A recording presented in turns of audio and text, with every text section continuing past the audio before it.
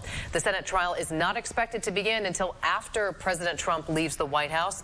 So if convicted, he could be barred from running for office ever again. Now, once the Senate trial does begin, 2 California congressmen will be among the representatives making the case to convict: Bay Area Congressman Eric Swalwell and Los Angeles Congressman Ted Lieu.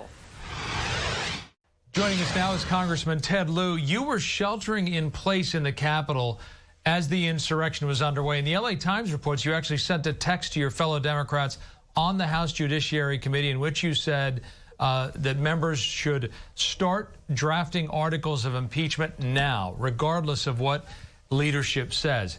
Your name is now forever etched in history as one of the drafters of the article of impeachment against the only president in history to be impeached twice.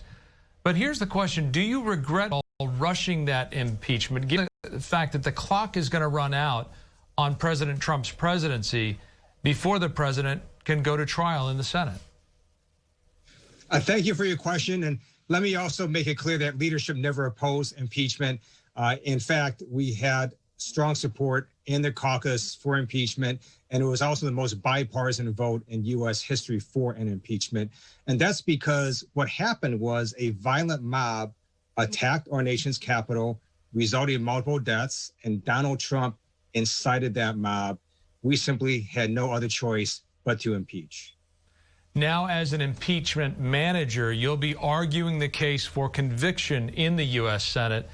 If it's a straight party vote, as you know, you won't have the numbers. How will you get Republicans to support impeachment of a president who is already out of office? And are you worried that a Trump acquittal would actually restore some of his power amongst his base, might even help him to rally his supporters?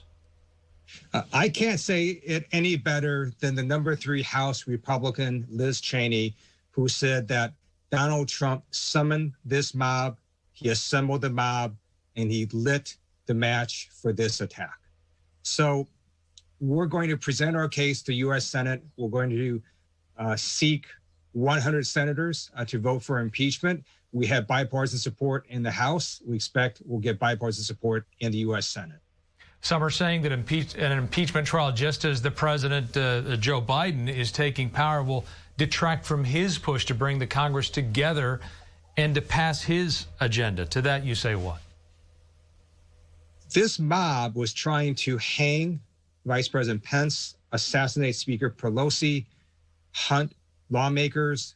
They beat police officers with lead pipes. They killed a police officer. We can't just move on and pretend it didn't happen. You can't have healing until you have justice and accountability, and that's what we're seeking to do.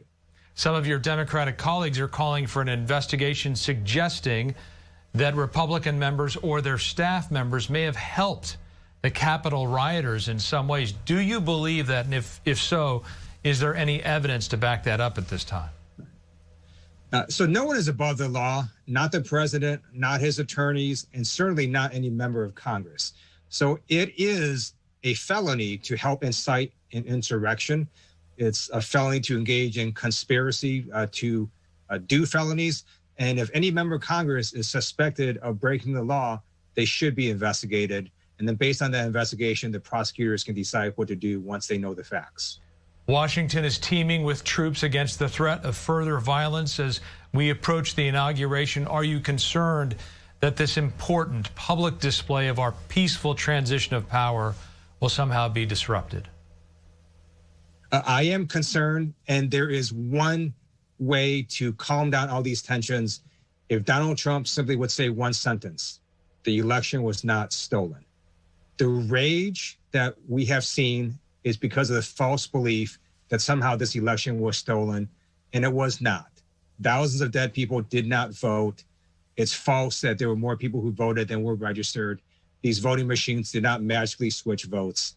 And if Republican officials and Donald Trump would simply tell the violent part of their base that the election was not stolen, then it would be much calmer and we can move towards unity and healing. To your point, there are still some Republicans, including the president's own trade advisor, Peter Navarro, who continue to lie to the American people. They say that the president won the election. President Trump won the election. How will President Biden be able to fulfill his campaign promise to bring our nation together if some Americans continue to believe that his election was not legitimate? So one reason that Joe Biden has not objected to the impeachment is because he understands that you have to have justice and accountability first, and certainly want to be presenting the evidence as well that this election was not stolen. Now, if Republican officials would simply tell the truth to the American people, it would certainly calm down all these tensions. And these are very easily provable facts that the election was not stolen.